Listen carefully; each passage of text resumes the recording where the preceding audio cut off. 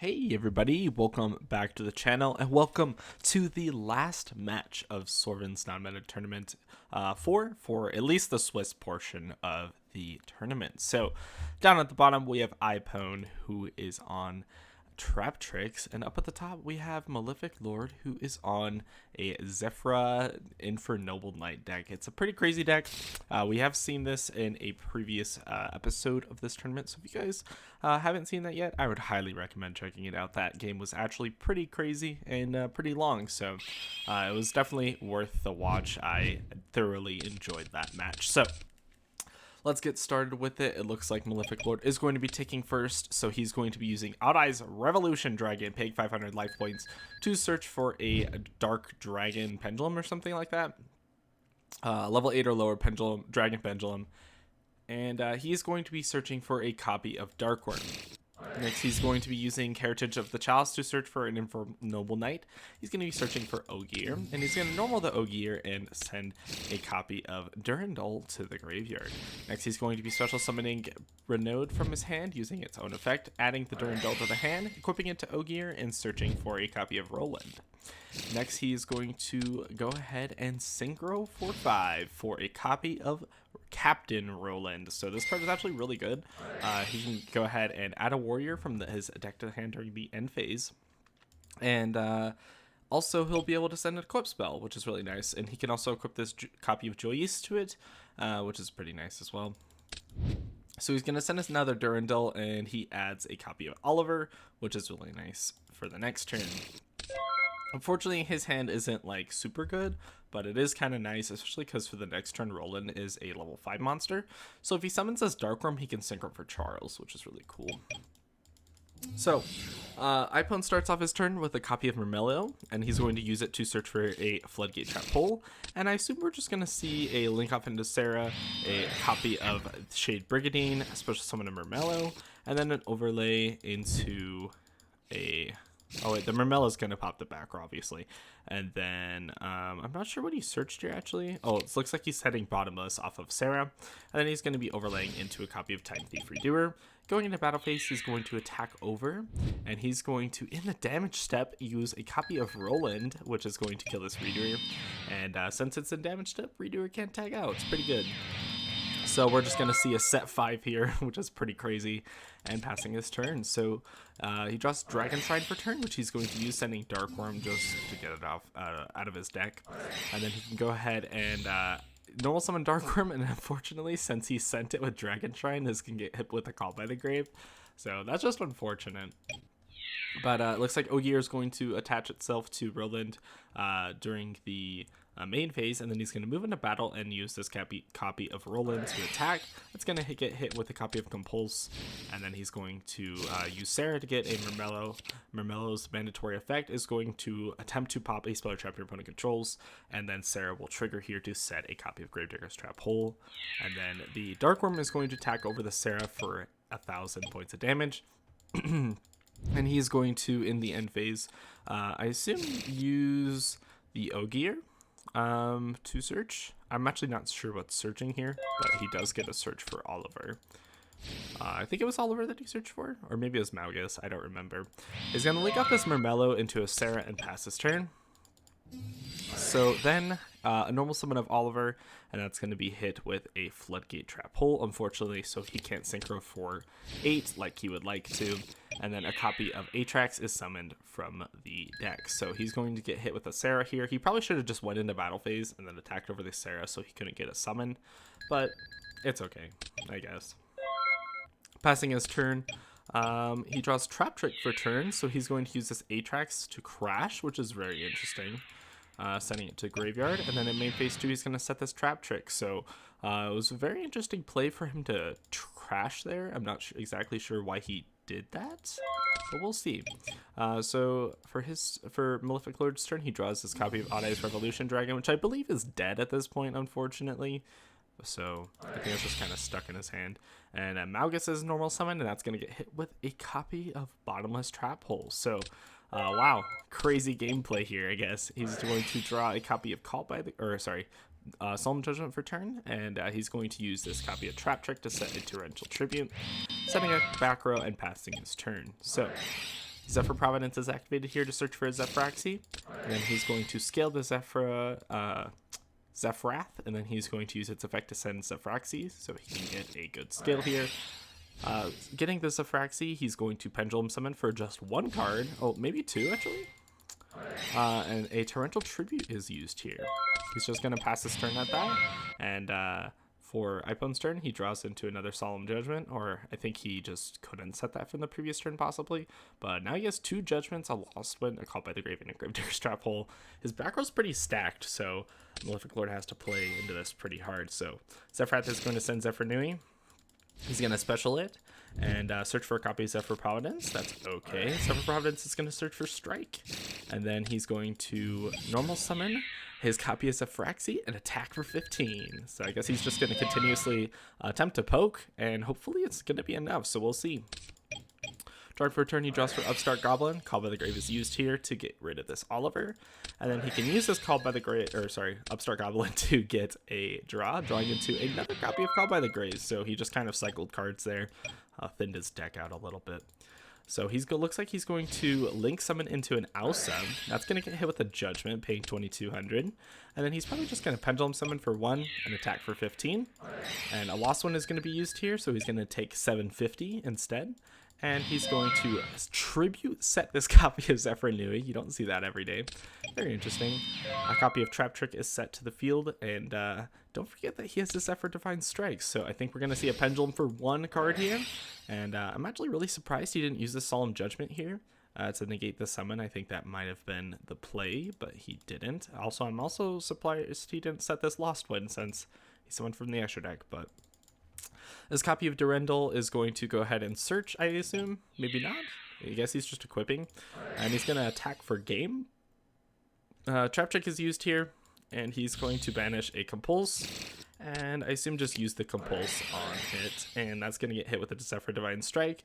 And I think this Judgment has to be chained here or he loses the game. So he's going to activate Judgment, and I guess he's just scooping, which is really weird. I'm not sure why he just scooped there, because he definitely did have enough life points to negate it. So I don't know. He just ended up scooping anyways.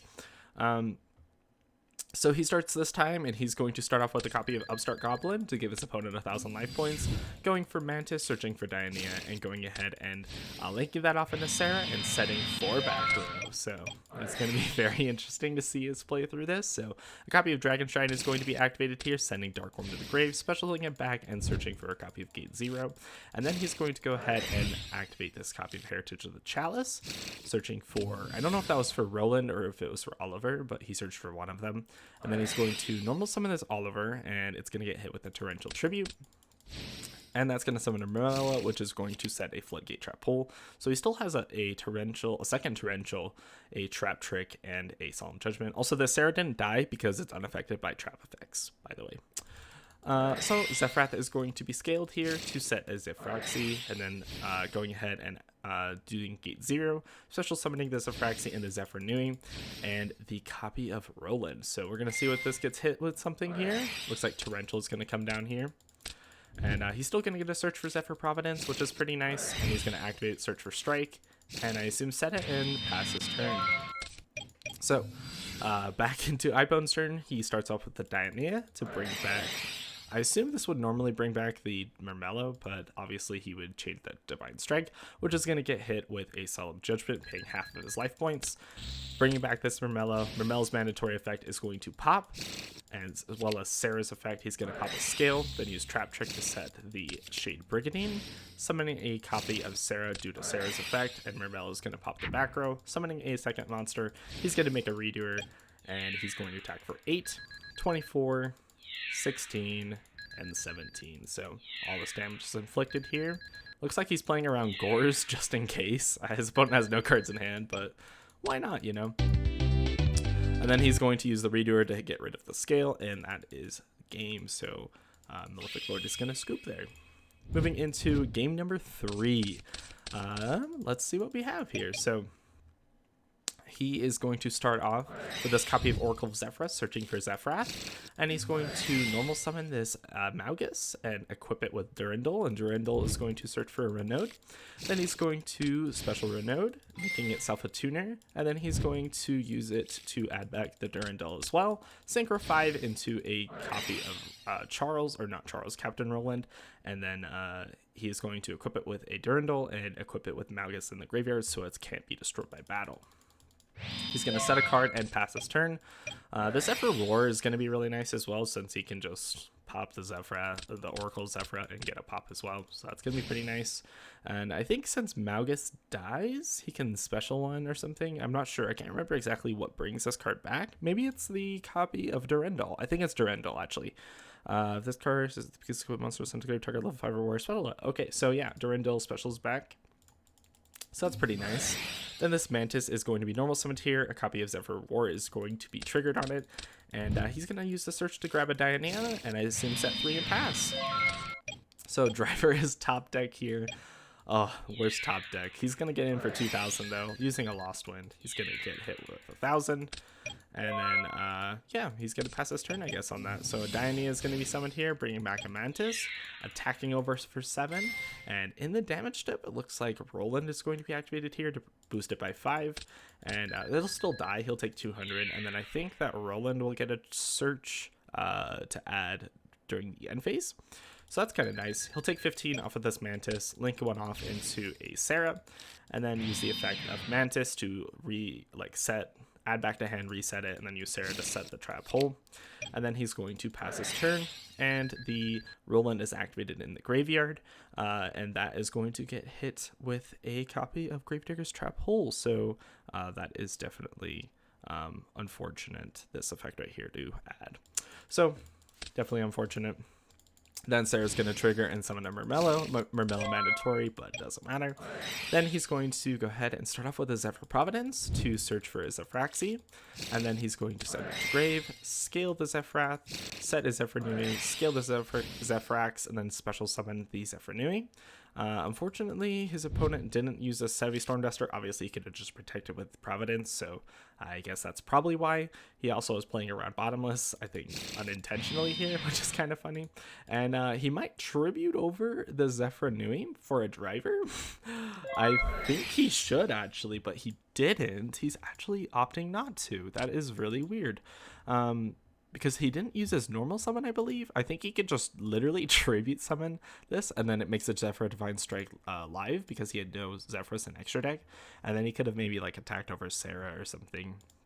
Obviously, that would be playing into bottomless, but he still could do it. Murmello is going to be summoned from the deck, and then Murmello is going to pop the last scale, and then he gets this Floodgate Trap Hole. So he does have some nice protection with Zefra Providence to protect this, but I don't know if it's going to be enough here because he has a lot of advantage. So I'm not sure why 1,500 life points was gained here, but they might have like fixed something, or I don't know. Diana brings something back. Sarah sets something to the field. He's going to overlay for a copy of Utopia and then a Utopia the Lightning.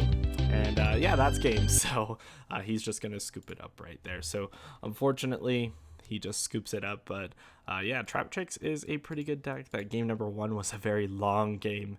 And yeah, I had a lot of fun with this. This is a very, very cool deck that Malefic Lord is piloting.